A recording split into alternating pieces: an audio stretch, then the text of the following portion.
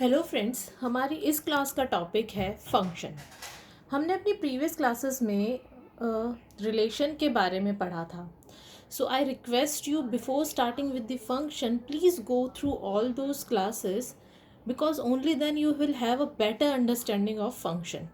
ठीक है, चलिए एक बार फिर से रिलेशन की डेफिनेशन को रिवाइज कर लेते हैं ताकि आपको फंक्शन को समझने में थोड़ी सी आसानी हो।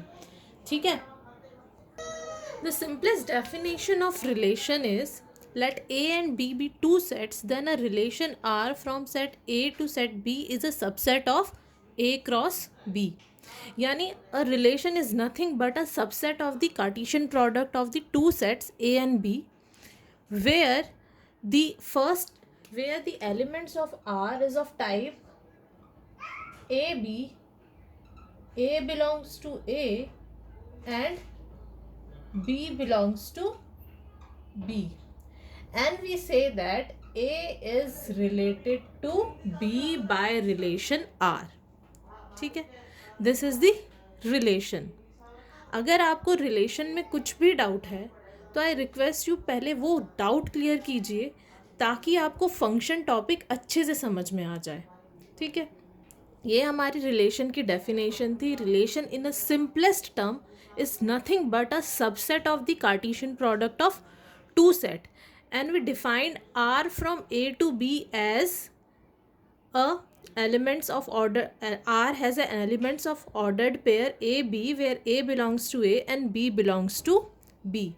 कहने का मतलब है जो रिलेशन है R वो A को B से रिलेट करता है, यानी element set of elements A को रिलेट करता है set of elements of B से। ठीक है, अब हम पढ़ते हैं फंक्शन क्या होता है। देखिए, मैं आपको बार बार कह रही हूँ कि आप रिलेशन को अच्छी तरह से पढ़िए ताकि आपको फंक्शन समझ में आ जाए। इसका रीज़न क्या है? एक्चुअली जब हम फंक्शन की बात करते हैं तो function is nothing but a special type of relation. यानी if A and B be two non empty set, ठीक है, then F is defined on F is also a subset of A cross B. अगर ये subset है A cross B का then F is also a relation, but in addition it satisfies some more condition to B a function. Relation तो है ये, लेकिन इसमें कुछ एडिशनल कंडीशन आ जाती है जो ये सेटिस्फाई करता है टू बी अ फंक्शन। यानी every relation is a function but every function is not a relation. तो चलिए देखते हैं फंक्शन की डेफिनेशन क्या है। जो फर्स्ट डेफिनेशन है हमारी फंक्शन की वो एज एन ऑर्डर्ड पेयर हम उसको डिफाइन करेंगे। देखिए कैसे, let A and B are two non empty sets, then a relation F from A to B, a relation is nothing but a subset of A cross B. It means then a relation f from A to B or a subset of A cross B is called a function or a mapping or a map from A to B if these two conditions are satisfied. अब वो condition क्या है? First condition, for each A belongs to A there exists some B belongs to B such that ordered pair AB belongs to this set, this subset F. ठीक है, कहने का मतलब है कि ए के हर एक एलिमेंट जो है ए का वो एग्जिस्ट करना चाहिए ऑर्डर्ड पेयर में फॉर ईच ए। बी पे ये कंडीशन नहीं अप्लाई है, यानी एफ के अंदर जितने भी एलिमेंट्स होंगे उन सब में ए के एलिमेंट एग्जिस्ट करने चाहिए, सारे के सारे एलिमेंट। अगर कोई एक ऐसा एलिमेंट होता है जो ए में है लेकिन एफ के ऑर्डर्ड पेयर में नहीं है तो वो फंक्शन की कंडीशन को सेटिस्फाई नहीं करेगा, तो वो फंक्शन नहीं होगा वो रिलेशन। यानी फर्स्ट कंडीशन हमारी क्या कह रही है? For each A belongs to A there exist B belongs to B such that A B belongs to F. यानी ए का हर एक एलिमेंट आना चाहिए ordered pair elements of F में। ये हो गई हमारी फर्स्ट कंडीशन। हमारी नेक्स्ट कंडीशन कहती है if AB belongs to F and AC belongs to F, ठीक है, then B equals to C। यानी कहने का क्या मतलब है कि अगर ए 2 बार आ रहा है हमारे पास, ए एंड बी, ये एक ऑर्डर्ड पेयर है, A and C, then B must equals to C. कहने का मतलब है जो एलिमेंट होगा ए का वो सिर्फ एक ही एलिमेंट से रिलेट करेगा बी के, ठीक है। यानी अगर वो 2 डिफरेंट एलिमेंट से रिलेट कर रहा है, यानी अगर हम ले लें ए इज इक्वल्स टू 1 2 एंड 3, तो ये कंडीशन क्या कहती है कि 1 और बी हम ले लेते हैं ए बी सी डी, तो 1 ए, ठीक है, 1 बी अगर एलिमेंट आते हैं एफ में तो it is not a function. यानी 1 के साथ every element of A should relate to only 1 element of B. Clear है? एक बार फिर से इसको दूसरी लैंग्वेज में कहने की कोशिश कर, ये डेफिनेशन इम्प्लाई करती है a non-void subset of A cross B is a function from A to B if each element of A appears in some ordered pair in F। First condition आ गई, यानी A का हर एक element at least appear होगा once in some ordered pair in F। And second condition क्या कहती है, no two ordered pair in F have the same first element. वही बात हो गई कि जो फर्स्ट एलिमेंट होगा वो रिपीट नहीं होगा, अगर रिपीट हो रहा है तो इट मीन्स सेकेंड एलिमेंट जो है वो सेम है। क्लियर है फंक्शन की ये definition? This definition of a function is known as a set of ordered pair. Function as a set of ordered pair, ये हमने डिफाइन किया। अगेन एक बार फिर से रिवाइज कर लेते हैं, मैं इस पर क्यों बार बार स्ट्रेस कर रही हूँ, ये इम्पॉर्टेंट है, हमें पता लगाना है। Every relation is not a function, but to be a function it has to satisfy some condition। और वो condition क्या है? condition ये है कि अगर हम ordered pair A B ले रहे हैं तो first ordered pair का हर एक element at least एक बार appear होगा F के ordered pair में, ठीक है। and second अगर, और वो एक ही element से relate करेगा B के, अगर वो 2 एलिमेंट से रिलेट कर रहा है तो इट मीन्स वो दोनों एलिमेंट सेम होने चाहिए। यानी no two ordered pairs in F have the same first element, ठीक है। अब नेक्स्ट डेफिनेशन पढ़ते हैं हम फंक्शन की as a correspondence. This is the definition of the function as a set of ordered pair, as a set of ordered pair. Sorry ये writing थोड़ी सी ठीक नहीं आई, तो आप लिख लीजिए function as a set of ordered pair. अगर आप नोट डाउन करना चाहते हैं तो नोट डाउन कर लीजिए। Function is nothing but a type of relation which satisfy these two condition. These two conditions are for each A belongs to A, there exists B belongs to B such that AB belongs to F and AB belongs to F and AC belongs to F implies B equals to C। यानी first element of F, first element in an ordered pair cannot be repeated twice। Clear है? हमारी next definition जो function की है वो है as a correspondence, ठीक है। यानी एलिमेंट्स किस तरह से कॉरेस्पॉन्ड करते हैं एक सेट के दूसरे सेट के साथ, या किस तरह से रिलेट करते हैं। This is the basis of definition of function as a correspondence. चलिए देखते हैं डेफिनेशन क्या है। Let A and B be 2 known empty sets, then function f from set A to set B is a rule or a method or a correspondence which associates elements of a set A to the elements of set B such that all elements of A are associated to elements in set B। And second, an element of a set A is associated to a unique element of B।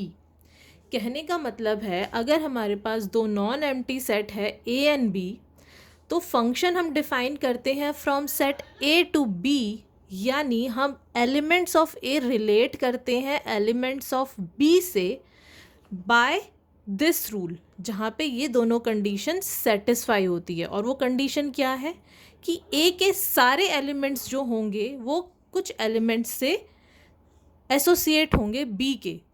For example अगर ए में 3 element हैं, B में 4 element हैं, तो ए के सारे element associate होंगे B से. ज़रूरी नहीं है बी के सारे एलिमेंट यूज़ हो, लेकिन ए के सारे एलिमेंट यानी फर्स्ट ऑर्डर्ड पेयर का जो कार्टेशियन ऑर्डर्ड पेयर का फर्स्ट सेट है यानी कि ए, उसके सारे एलिमेंट्स यूज़ होने चाहिए.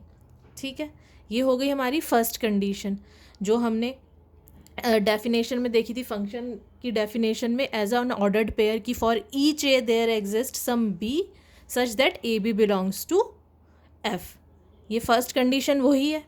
Second condition, an element of a set A is associated to an unique element of B. यानी ए का हर एक एलिमेंट किसी यूनिक एलिमेंट से एसोसिएट होगा बी के.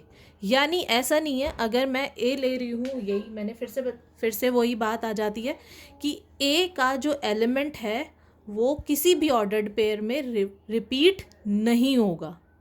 ठीक है, तो ये हमारी डेफिनेशन है function as a correspondence which is same as the definition of function as an ordered pair.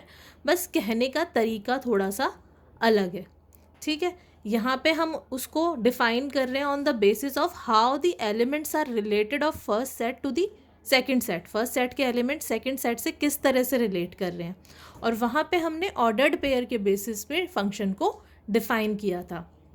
मैं फंक्शन की डेफिनेशन पे इतना ज़्यादा स्ट्रेस इसलिए कर रही हूँ क्योंकि अगर आपको डेफिनेशन क्लियर रहेंगी तो आप क्वेश्चन को ईजिली सॉल्व कर पाओगे. ठीक है, कन्फ्यूजन के चांसेस थोड़े से कम हो जाएंगे. इसलिए मैं बार बार फंक्शन की डेफिनेशन पे स्ट्रेस कर रही हूँ. फिर भी अगर आपको कोई डाउट्स हैं, आपके दिमाग में कोई भी क्वेरी आ रही है, तो आप कमेंट में लिखकर बता सकते हैं. वो क्वेरी और वो डाउट हम डेफिनेटली सॉल्व करेंगे अपनी अपकमिंग क्लासेस में. चलिए अब इससे रिलेटेड, डेफिनेशन से रिलेटेड कुछ और चीज़ों को एक्सप्लेन करते हैं. चलिए अब कुछ नोटेशंस देख लेते हैं. We write F from A to B or A arrow FB which is read as f is a function from A to B or f maps A to B. Generally हम ये वाली notation use करेंगे ज़्यादातर अपने question solve करने में. Which is read as, इसका मतलब क्या है इस नोटेशन का, f is a function from set A to B. यानी f एक फंक्शन है जो एलिमेंट्स ऑफ a को मैप करता है एलिमेंट्स ऑफ b से. ठीक है, क्लियर है. हमें फंक्शन दिया हुआ है f from a to b. If an element a belongs to a is associated to an element b of b. ठीक है, यानी there exist an ordered pair a b belongs to f, then B is called the F image of A. यानी second component is the F image of A or the image of A under F or the value of function F at A. Clear है. अगर A में belong कर रहा है और associated है, related है B से under the function F, then we called the B as the F image of A or the image of A under F or the value of function F at A. और A को हम क्या कहेंगे, A is called the pre-image of B. यानी A जो है इसका pre-image है. क्लियर है. इस तरह समझिए, जैसे कि जस्ट एन एग्जाम्पल, मिरर है. A जो है मिरर में अपने आप को देखता है, तो वो जो शेडो या हम ये कहेंगे जो भी वो देखता है अपने आप को, परछाई या अपने आप को, बी समझ लीजिए. तो बी क्या देखता है, वो अपने आप को इमेज देखता है. ए मिरर में अपनी क्या देखता है, इमेज देखता है. तो ए की इमेज क्या हो गई, बी. इस तरह से याद रखने की कोशिश कीजिए. ए की इमेज अगर ए अपने आप को मिरर में देखता है, फर्स्ट एलिमेंट, फर्स्ट और सेकंड एलिमेंट के बीच में हम मिरर पुट कर देते हैं. ठीक है, तो ए अपनी आप की क्या देखता है मिरर में, इमेज. तो B is an image of A. ठीक है, अंडर द मिरर एफ हमारा मिरर हो गया एक तरह से. ठीक है, और बी की प्री इमेज, इस बी की प्री इमेज क्या हो गई, ए. ये याद रखिएगा, कई बार ये यूज़ होंगी टर्म्स, तो आपको कन्फ्यूजन ना हो. फर्स्ट एलिमेंट जो है वो बी की इमेज है और बी जो है वो ए की प्री इमेज है। इस तरह से देखिए, ए अपने आप को मिरर में देख रहा है और मिरर का नाम हमने रख दिया F, the mirror is F, then A is seeing his image as a B and B की प्री इमेज क्या है, ए। और क्या कह सकते हैं हम, B is nothing but the value of the function at A. ठीक है, B is nothing but the value of function, अगर हम फंक्शन कुछ डिफाइन करते हैं कुछ भी और उसमें ए की वैल्यू डाल देते हैं तो जो आंसर है वो बी है, यानी b is the value of the function eight a। ये दो नोटेशंस हैं जो आपको याद रखनी है। रिलेशन के केस में हमने डोमेन एंड रेंज पढ़ा था, ठीक है ना। चल, डोमेन क्या हो रहा था, क्या था हमारा, ऑर्डर्ड पेयर का first element under a relation, वो हमारा क्या था, domain. And the second element क्या होता था हमारा, सेकंड एलिमेंट का जो सेट होता था ऑर्डर्ड पेयर का, वो हमारा होता था रेंज। ठीक है, तो यहाँ पे भी हम ये दो चीज़ डिफाइन कर रहे हैं, domain and range. Domain is nothing but the first element of the ordered pair of F. ठीक है, तो first element of ordered pair of F क्या हो गए, 1 2 3 4 5 इस केस में। और रेंज क्या हो गई हमारी, second element of the ordered pair which is 1 2 3 4 5 again. ठीक है, एफ इज़ अ फंक्शन हमने डिफाइन किया है ए टू बी। तो अगर मैं रेंज की बात करूं, एफ की रेंज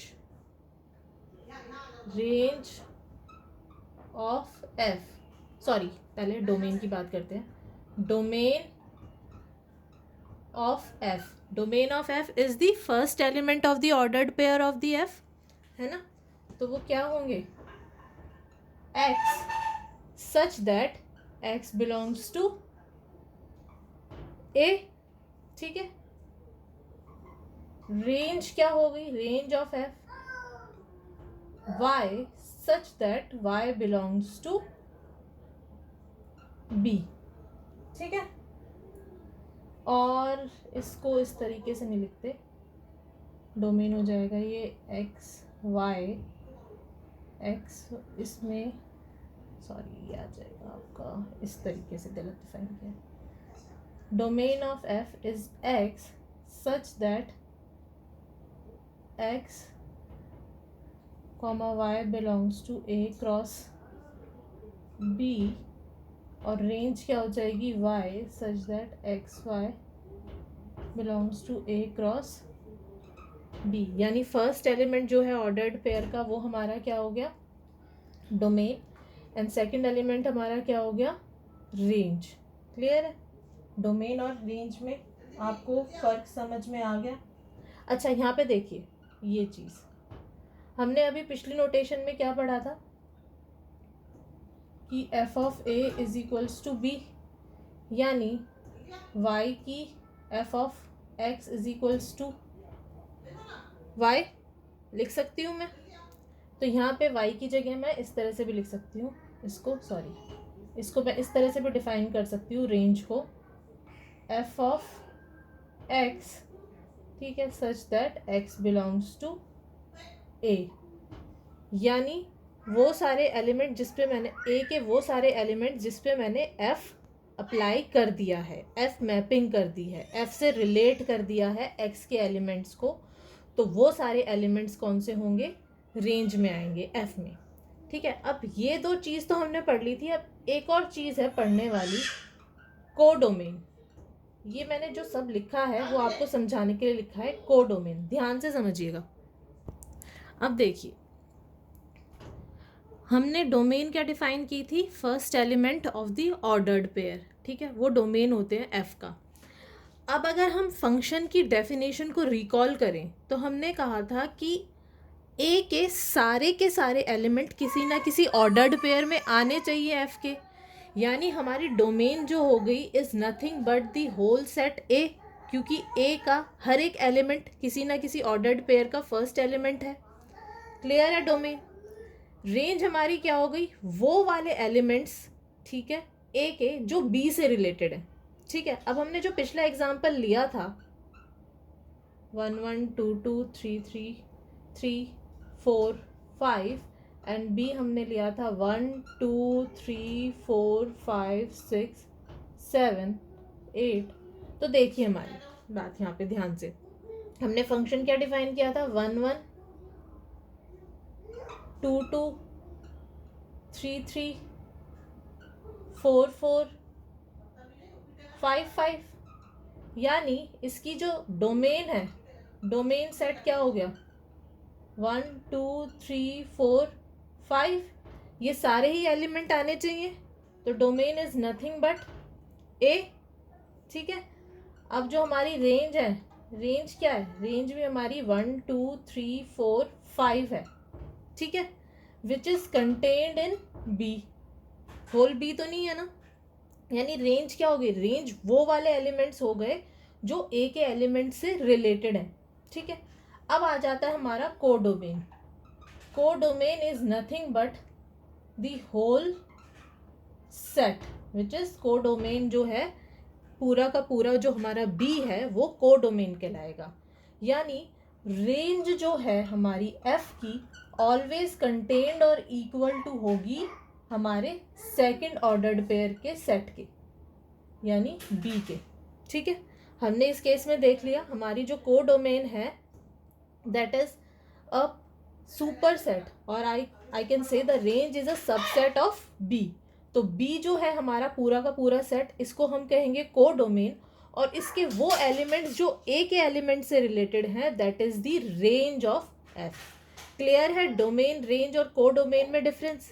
अगर फिर भी कोई डाउट है तो आप कमेंट सेक्शन में लिखकर बता सकते हैं। अपनी क्वेरी प्लीज़ क्लैरिफाई कीजिएगा पढ़ने से पहले, ताकि आपको क्वेश्चन सॉल्व करते हुए कन्फ्यूजन ना हो।